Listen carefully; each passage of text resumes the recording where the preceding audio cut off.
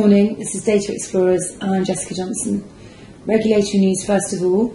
The SEC had an international session on short selling yesterday morning with international regulators to see if new US regulations and other countries seeking to stop abusive short selling practices have indeed been effective. We will have more news on this later on this week.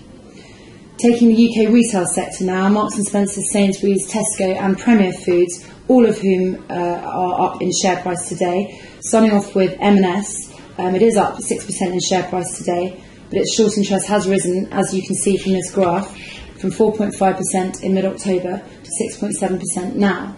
However, as we can see this graph of MKS's short interest over the last 6 months, it is clear that the position has ebbed and flowed around the 5 to 7% mark. Utilisation has also increased significantly from 18 to 26% over the last week, although this is still a fairly small number and there is a lot left to borrow.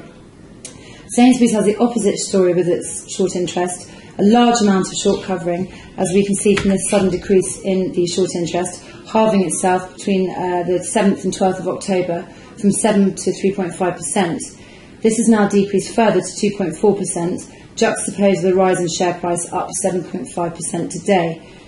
Tesco has never really had any short interest, with just 0.6% of its shares outstanding on loan, although this has increased from 0.37% in early November, and in share price it is up 3.5% today. Premier Foods, a supplier to the UK's major food retailers, are up 1% in share price today as well. However, short interest is still considerable, with 6.35% of its shares outstanding on loan, up from 4.5% on October 27th, when there was a large spike in the borrow to 7.5% between the 27th of October and November 1st. Thank you very much. Have a good day.